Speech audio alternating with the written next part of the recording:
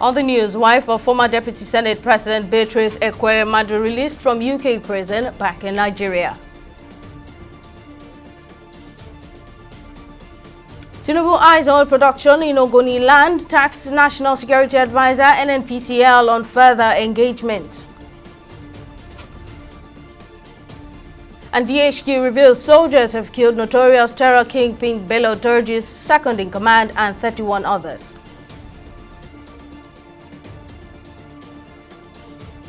Thank you for joining us on News Now on TV360 Nigeria. I'm Simisola Atikun.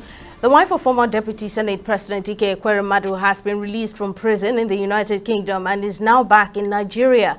According to reports, Beatrice Ekweremadu returned on Tuesday to celebration and prayers for her husband's safe return.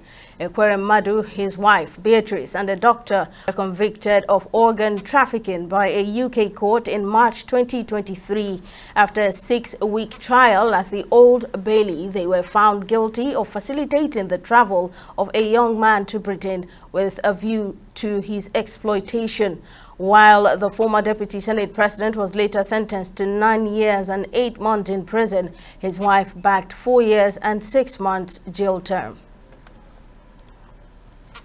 And President Bola Tinubu has directed the National Security Advisor Nuhu Ribadu to coordinate negotiations with various parties within Ogoni land in the oil-rich Niger Delta area to resume oil production in the area. The president gave the directive in Abuja when he received Ogoni leaders, including Governor Siminalayi Fubara in Abuja on Tuesday, amid demands by a coalition of civil society organizations for immediate and total cleanup of the Ogoni region, with no less than $1 trillion earmarked for environmental restoration and compensation for lost livelihoods.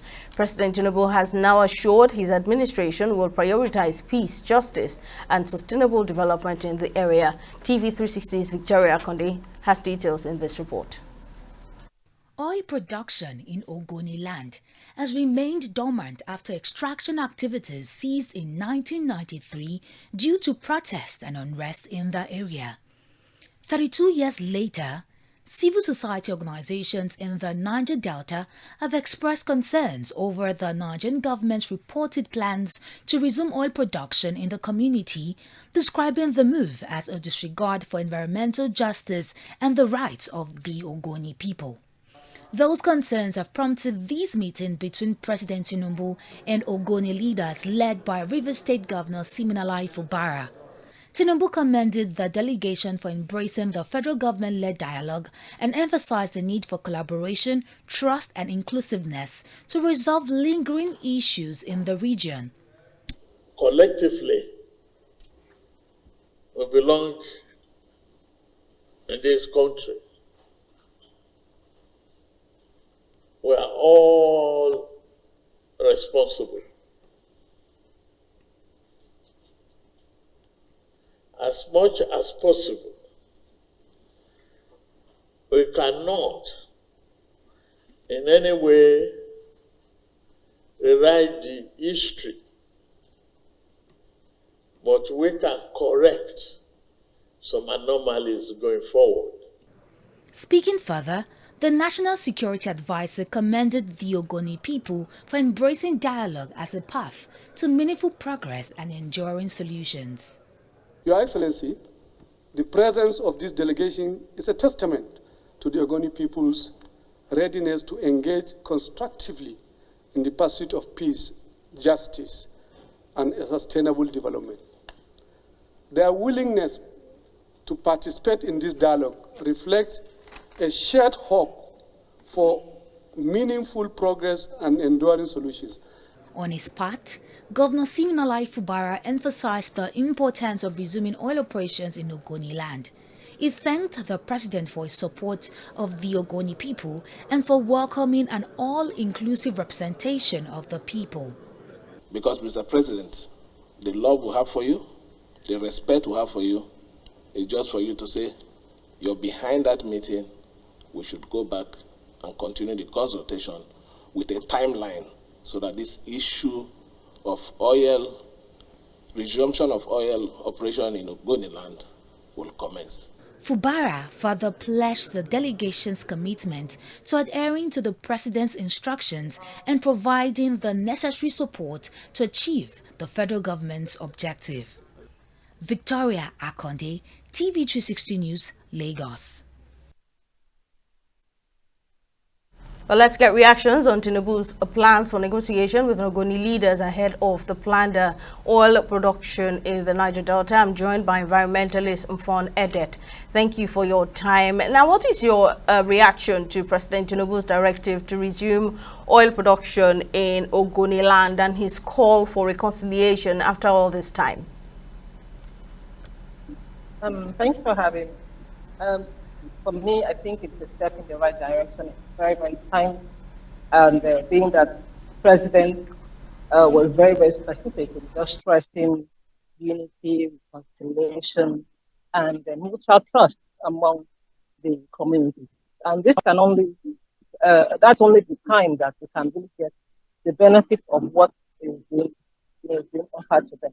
If they all come together to be able to achieve that main goal of being united and trusting that the government will do what it said it will do, and ensure that the land is well taken care of and the people too are not being abandoned just by the way.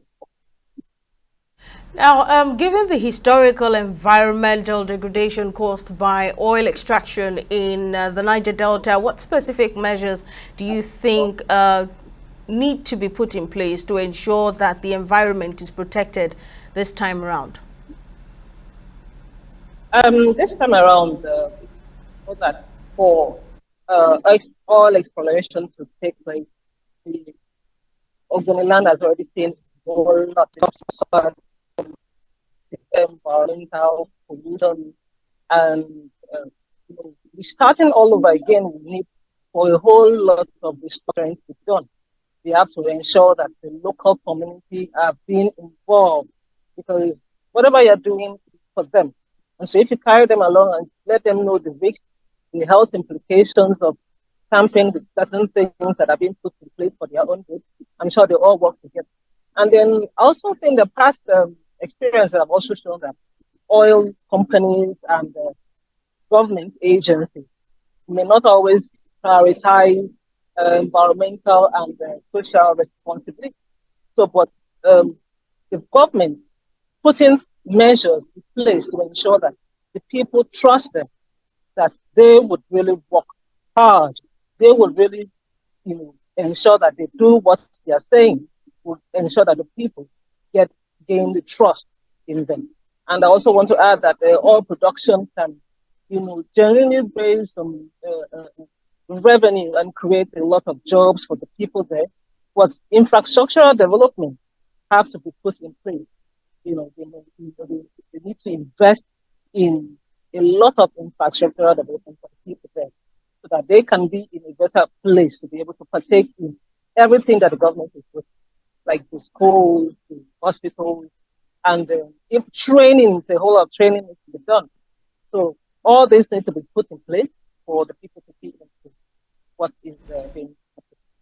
Well, we're waiting to see how this negotiation calls by President Tinubu the fallout of this negotiation calls ahead of planned oil production in the Niger Delta. Mfon Edet, we appreciate your contribution. Thank you very much for talking to us. In security matters, the Defense Headquarters has announced that Aminu Kanawa, the second in command to terrorist kingpin Bello Turji, has been killed by troops of Operation Fasanyama. The DHQ also disclosed that troops inflicted serious injuries on some of Turji's close allies, including his younger brother. Giving an update on the operation in the Northwest on Wednesday, the outgoing director of the Defense Media Operations, Major General Edward Buba, also revealed that over 7 key commanders of Turji, along with more than 24 of Turji's fighters fleeing his hideout, were killed when troops stormed the area. Buba also said troops killed another notable terrorist during the onslaught on Turji's hideout. The Minister of Aviation has appeared before the Senate Committee on Aviation to present the 2025 budget proposal of his ministry and presented a report on the performance of the 2024 budget. The session, chaired by Senator Buhari Abdul Fatai, focused on critical issues including project execution, airport management, and future plans for Nigeria's aviation sector. Our correspondent Tamilore Akinkwole completes this next report.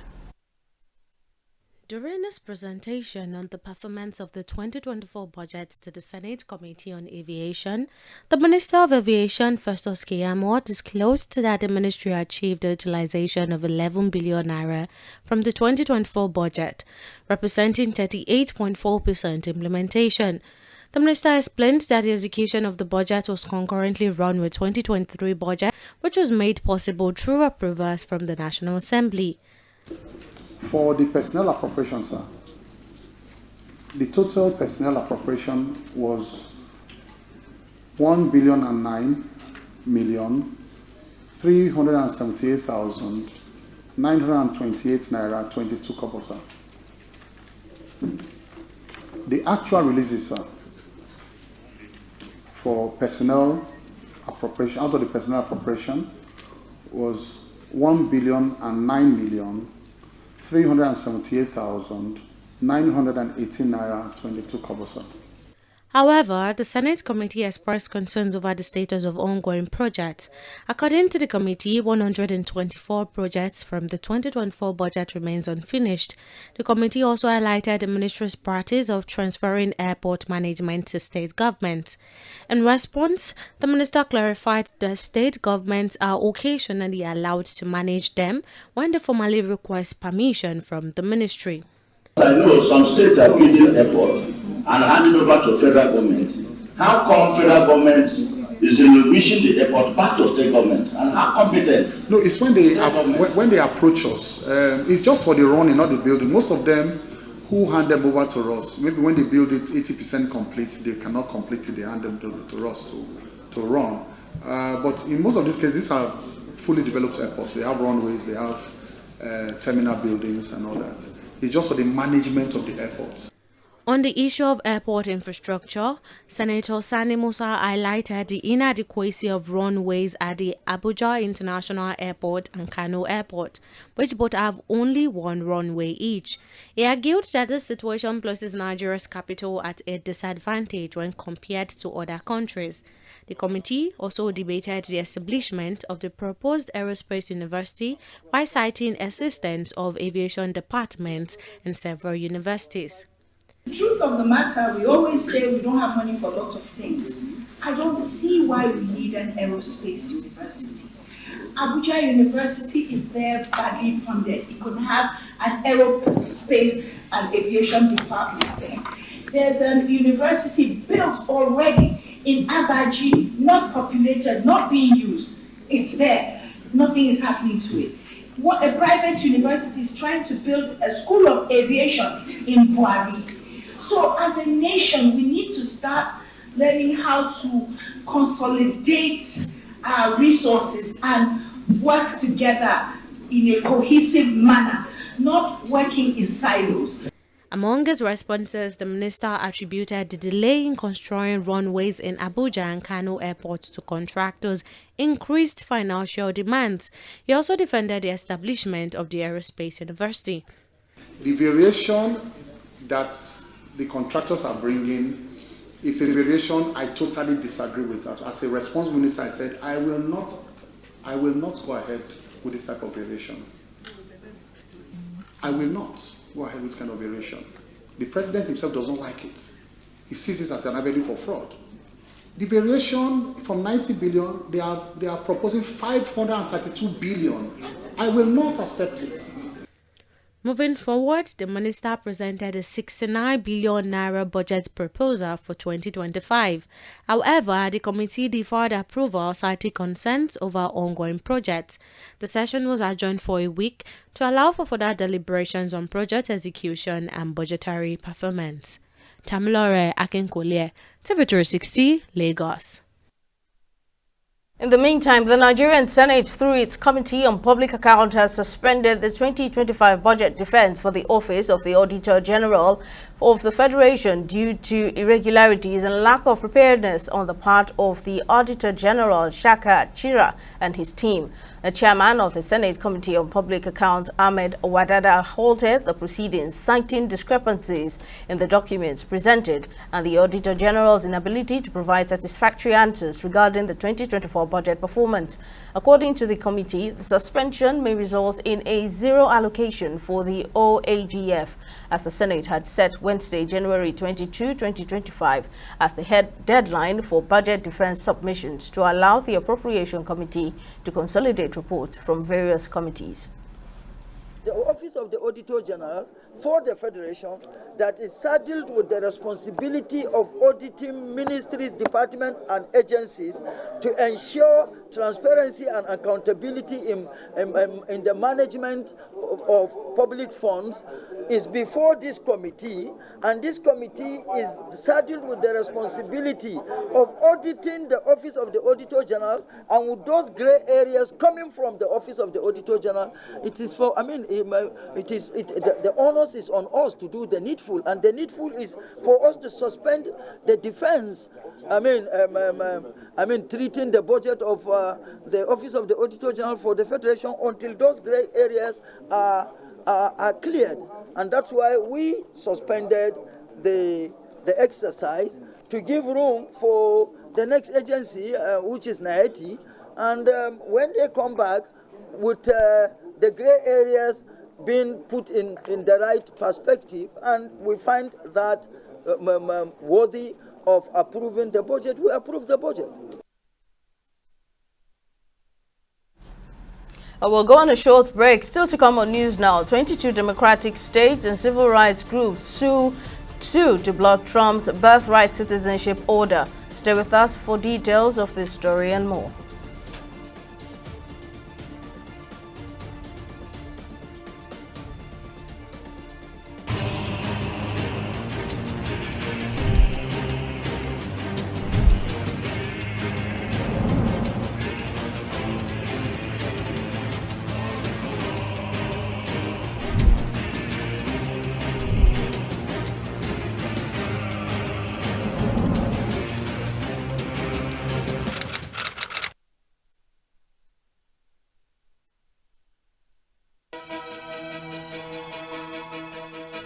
Opinions are free, facts are sacred, but truth is universal.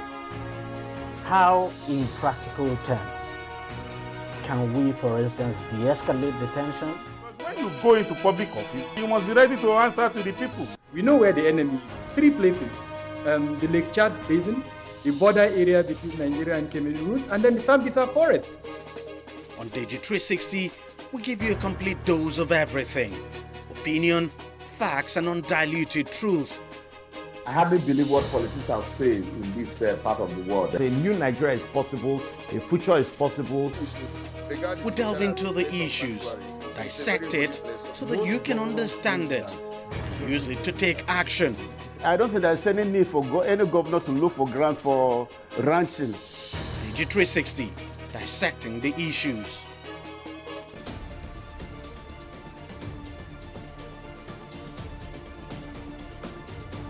Welcome back. As a recap of our top stories, the wife of former Deputy Senate President Ike Ekweremadu has been released from prison in the United Kingdom and is now back in Nigeria. Ekweremadu, his wife Beatrice, and a doctor were convicted of organ trafficking by a UK court in March 2023.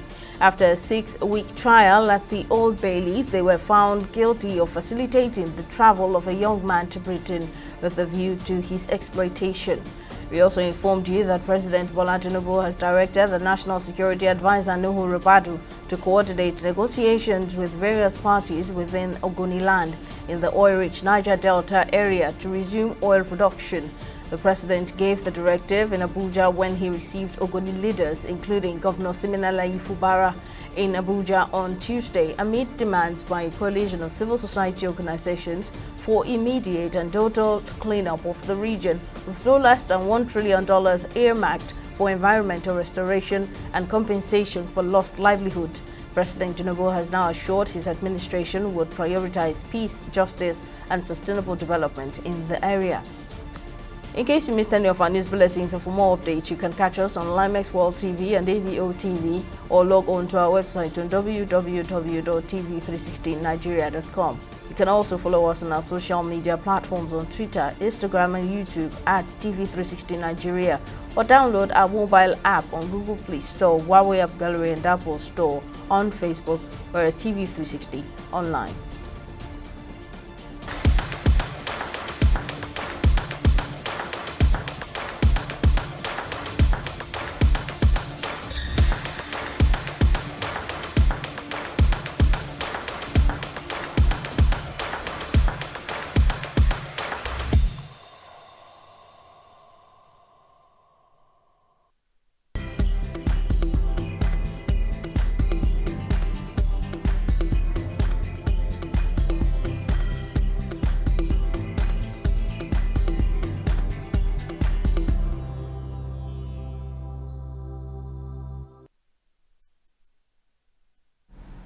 Well, let's join Victoria Konde, who has the latest in the world of business. Over to you, Victoria.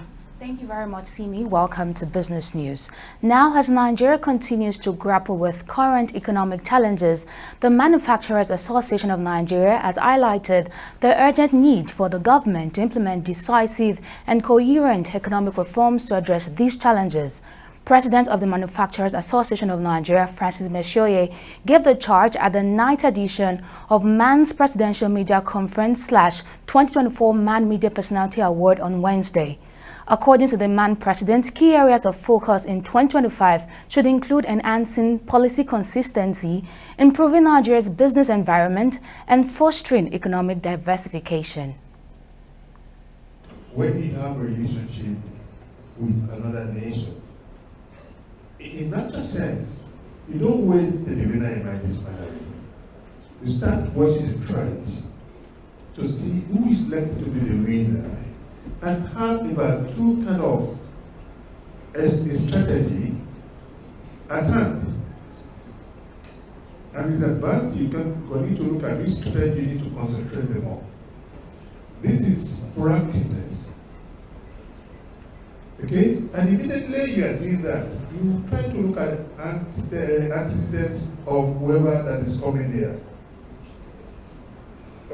Out of record, when we see that who will be the president of Nigeria, man has started thinking of its implication. Because we know the antecedent of each one. We know what will happen, kind of.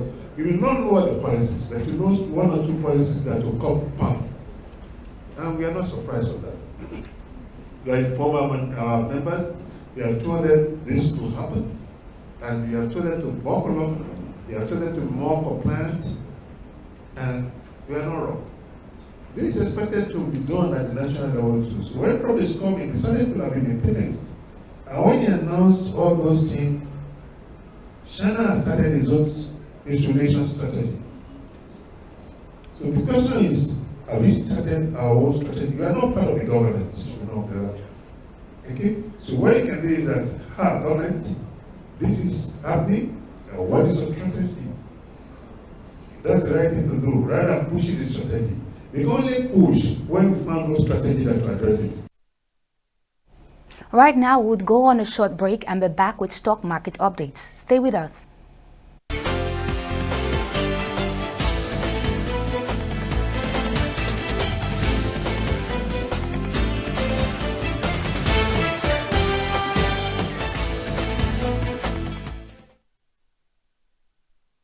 Welcome back. It's the third trading day of the week, and the Nigerian equities market recorded its first decline, falling by 0.29%, bringing the market capitalization to 63.13 trillion naira. A total of 124 NGS-listed equities participated in today's session, with 24 stocks posting gains and 24 ending in the red.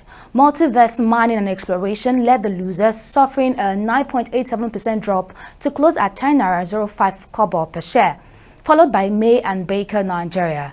The day saw over 393 million shares traded across 10,766 deals, with a total market value exceeding 14 billion naira.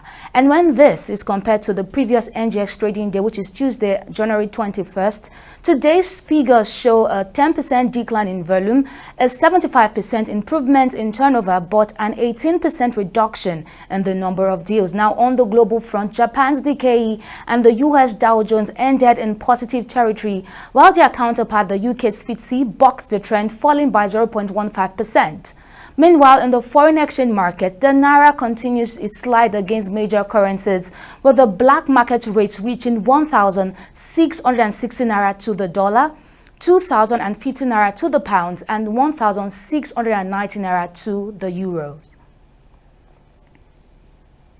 That's it on both business and stock market updates. Back to you, Simi, for the rest of the news. Thank you very much, Victoria. In the United States, 22 Democratic-led states, along with civil rights organizations, have filed multiple lawsuits aimed at blocking President Donald Trump's bid to end birthright citizenship in court, a major constitutional change to one of the White House signature policies. The lawsuits filed in federal courts in Boston and Seattle argue that Trump's order violates the 14th U.S. Constitution, which gives constitutional right of citizenship to all children born in the United States. The lawsuits also argue that denying citizenship would also deprive these individuals of access to essential federal programs such as Medicaid, as well as the ability to work legally or vote when they come of age. A Belgian court has dismissed a lawsuit against European Union chief Ursula von der Leyen, centered on text messages she exchanged with the head of vaccine maker Pfizer during negotiations for COVID jabs. The EU moved swiftly after the COVID pandemic emerged in 2020 to secure vaccines for member countries to buy for their citizens and residents at a time of massive global demand for these shots. But many aspects of the procurement from key supplier Pfizer have been kept confidential, leading to claims of a lack of transparency and several legal proceedings. Last year, Biden, who argued that von der Leyen both overstepped her role and violated the Commission's Code of Conduct, lost a similar lawsuit in Brussels. And on sport, Borussia Dortmund have parted ways with head coach Nuri Sahin following a disappointing start to the season. The decision comes after Tuesday's 2-1 defeat against Bologna in the UEFA Champions League, marking the club's fourth consecutive loss across all competitions. Sahin, who was promoted to the head coach role this summer after Edin Terzic's departure, oversaw a significant drop in form. The club currently sits 10th in the Bundesliga, a staggering 20 points behind league leaders Bayern Munich. And defender of U.S. female national football team Naomi Girma has agreed to terms to join Chelsea on a long-term deal for a world record transfer. The fee is believed to be the most expensive transfer for a female footballer, in the region of $1.1 million. This monumental transfer will see the 24-year-old become the first women's million-dollar player in history. And that's it on News Now. Thank you very much for staying with us. We'll see you again next time.